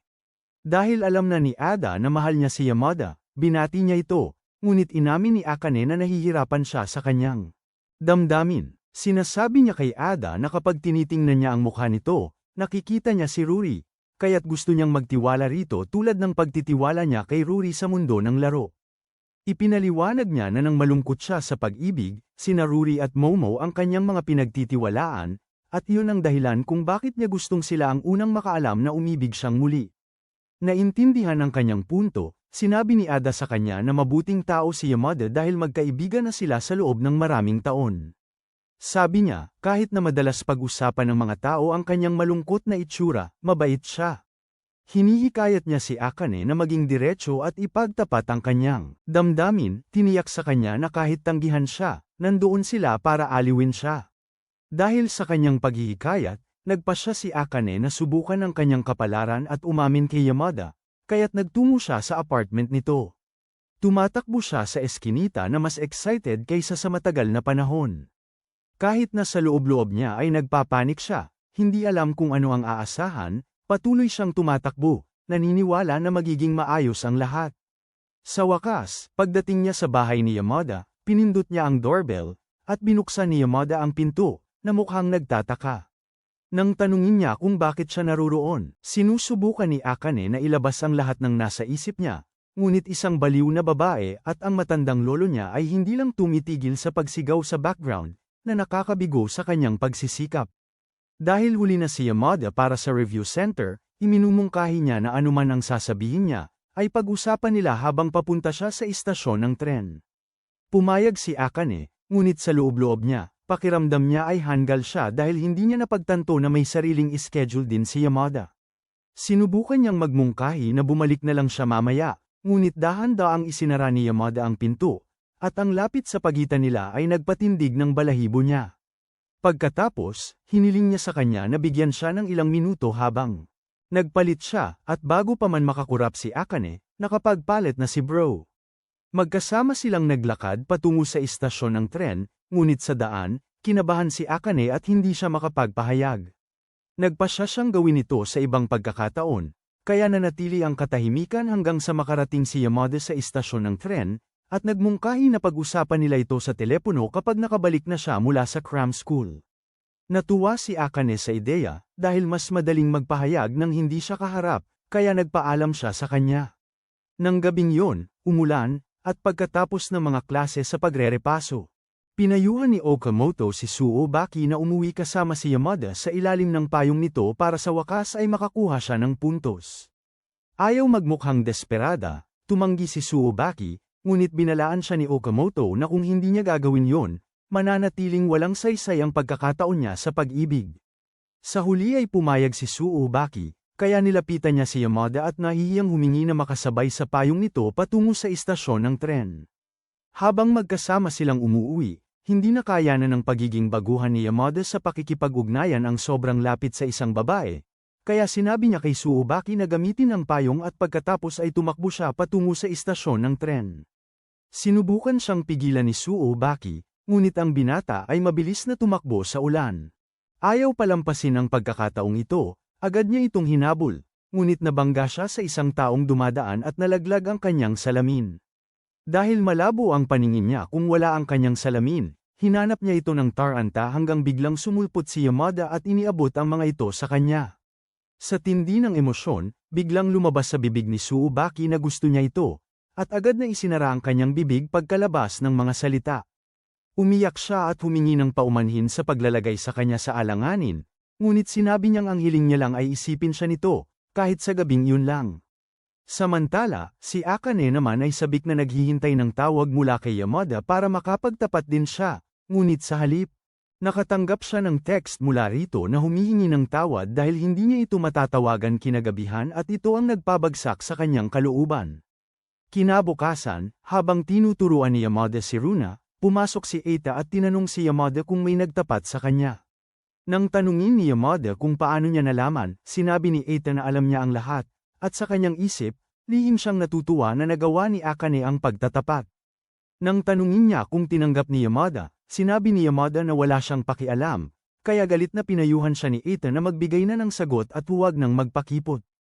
Nang gabing yun, tinawagan ni Yamada si Akane, ngunit dahil ang kanyang numero hindi matawagan, binisita niya si Akane sa pinagtatrabahuhan nito. Nag-break naman si Akane para makipagkita sa kanya sa labas kung saan humingi siya ng tawad dahil hindi siya nakatawag gaya ng ipinangako, ngunit sinabi ni Akane na ayos lang ito, aniya hindi naman mahalaga ang issue. Napansin niya kung gaano kalungkot si Yamada, kaya sinubukan niyang pasayahin ito sa pamamagitan ng pagdaldal tungkol sa laro at sa bagong gamit na nakuha niya. Sinabi niyang nakakuha siya ng malakas na espada, at nang tanungin ni Yamada kung anong uri ng espada ang nakuha niya, iginuhit ito ni Akane sa kanyang palad at iginuhit pa ang kanyang karakter sa laro na hawak ito. Pagkatapos ay sinabi niya kay Yamada na magsaya at hiniling na bumalik ito sa pagiging misteryosong Yamada. Siya noon. Nang marinig ito, nagbukas si Yamada at inamin na ang dahilan kung bakit hindi siya gaanong nagsasalita ay dahil takot siyang makapagsabi ng mali. Tinatawag niya ang sarili na isang ganap na taluna na hindi nakakaintindi sa damdamin ng mga tao, ngunit hindi sumasang-ayon si Akane at sinabi sa kanya na hindi siya kung sino-sino lang kundi isang masayang kasama. Makalipas ang ilang araw, inimbitahan ni Tsubaki si Yamada upang pag-usapan ang biglaan niyang pagtatapat. Gayunpaman, sa kanyang isip, inihahanda niya ang sarili kung sakaling siya ay tanggihan, dahil ang pagtanggi sa mga babae ay parang nakasanayan na ni Yamada. Matapos tipunin ng lakas ng loob, sinabi niya kay Yamada na matagal na niya itong gusto. Kahit bago pa man siya lapitan ng iba pang uhaw na mga babaeng humahanga. Inamin niya na itinago niya ang kanyang nararamdaman para hindi niya mahalata. Ngunit nang umagang iyon ay napagtanto niya na hindi na niya kayang kimkimin ang mga ito at kailangan niya nang ipaalam sa kanya. Matapos huminga ng malalim, umamin si Tsubaki na talagang gusto niya ang paraan ng paglalaro ni Yamada at palagi niyang hinahangaan kung gaano ito kamature. Patuloy siyang naglista ng lahat ng bagay na gusto niya tungkol dito, dahilan para magtaka si Yamada kung siya ba ay isang uri ng taong lubos na nahuhumaling. Nang matapos niya ang kanyang tula ng pag-ibig, sinabi niya dito na gusto niya ito higit kaninuman sa mundo at pagkatapos ay humagulgol ng iyak. Bagaman labis siyang nababalot ng ang pagtatapat, gaman ang pakiramdam ni Tsubaki na sa wakas ay nabitiwan na ang bigat na pumipiga sa kanyang puso. Ngunit matapos pakinggan ang lahat ng sinabi niya, marahang tinanggihan siya ni Yamada, ipinaliwanag na hindi niya masusuklian ang kanyang damdamin. Dinurog nang narinig na ito ang puso ni Tsubaki. Ngunit pagkatapos ay nakuha ng isang nakatutuwang drawing sa kanyang kamay ang kanyang atensyon. Nang magtanong siya tungkol dito, sinabi ni Yamada na iginuhit iyon ng isang taong nakikipagbiruan siya. Ngunit agad na nakilala ni Tsubaki na ang karakter ng laro ay kay Akane, at doon niya sa wakas na pagtanto na si Akane ang babaeng tunay na gusto ni Yamada. Ang pagkaunawang ito ay nagpaiyak sa kanya ng parang ilog, ngunit si Yamada. Pinapasalamatan siya sa pagkakaroon ng damdamin para sa kanya at humihingi ng paumanhin na hindi niya kayang suklian ang parehong damdamin. Tinanggap ni Tsubaki ang kanyang paumanhin kahit masakit, at sinabing uuwi na siya. Ngunit nang lumingon siya upang umalis, nampag ng bulag na daga ang kanyang ulo sa isang vending machine dahil hindi siya nakasuot ng salamin. Nagulat dito, agad na inalok ni Yamada na ihatid siya pauwi bago pa siya maaksidente kay Truck-kun. Ngunit tumanggi si Tsubaki. Sinabing ayos lang siya at kaya niyang umuwi mag-isa. Isang linggo pagkatapos, ang lahat ng miyembro ng guild ay inimbitahan sa isang magarbong restaurant ni Kamuida para sa isang pagpupulong ng guild. Pagdating nilang lahat, nagulat sila nang matuklasan na ang maliit na kalbo. Kung paano, kilala niya ang maraming mahahalagang tao. Nalaman din nila na nakakuha siya para sa kanila ng pribadong silid na puno ng masasarap na delikadesa, at di nagtagal, nagdala pa ang waitress ng mas maraming pagkain na ipinadala ng mga kilalang kakilala ni Kamuida. Di nagtagal pagkatapos, huling dumating si Yamada sa handaan para lang makita si Akane na lubhang lasing. Kahit sinabi ni Kamuida na mag-relax at magsaya siya habang nag-o-order siya ng Uber para kay Akane, iginiit ni Yamada na siya na mismo ang maghahatid dito pauwi. Sa daan, binilhan niya ito ng isang bote ng tubig para matulungan itong mahimasmasan, at kapag bahagyang nawala na ang alak sa kanyang sistema, siya humihingi ng paumanhin sa abala na idinulot niya rito. Magalang siyang humiling na umalis ito, sinasabing kaya na niyang umuwi ng mag-isa at ayaw na niyang abalahin pa ito. Ngunit hinawakan ni Yamada ang kamay niya at iginiit na ihatid siya ng ligtas pauwi. Habang sila ay naglalakad, sumabit ang takong ng sapatos niya sa semento. Ngunit tinulungan siya ni Yamada na hilahin ito palaya, at ang paraan ng pagtrato nito sa kanya na parang isang prinsesa ay nagpakilig sa lasing na puso ni Akane. Habang tumatayo ito, inabot ni Akane para hawakan ito, ngunit nag-alinlangan. Napansin ito, dahan-daang hinawakan ni Yamada ang kamay niya, na lalong nagpakaba sa kanya. Hindi nagtagal, dumating sila sa apartment ni Akane, at habang papalabas si Yamada, mabilis niyang hinawakan ang manggas ng jacket nito. Nang hindi nag-iisip, tinanong niya kung gusto siya nito at agad siyang nahiya sa nakakatawang tanong. Ngunit sa kanyang pagkagulat, tahimik na inamin ni Yamada na gusto niya nga, ngunit hindi gaanong narinig ni Akane dahil medyo lasing pa siya. Kaya muling sinabi ni Yamada sa kanya na gusto niya siya, at sinabing kung makalimutan niya ito pagsapit ng umaga, babalik siya at sasabihin muli sa kanya hanggang sa maalala niya. Saka siya tumalikod upang umalis, ngunit labis ang saya ni Akane upang hayaan lang siyang umalis ng ganoon, kaya hinabol niya ito at niyakap. Mag-comment ng Gamer Girls kung napanood ninyo ang recap na ito, sa dulo, at kung nag-e-enjoy ka sa mga recap ng anime na tulad nito, mag-subscribe sa channel at panoorin ang susunod na video na ito.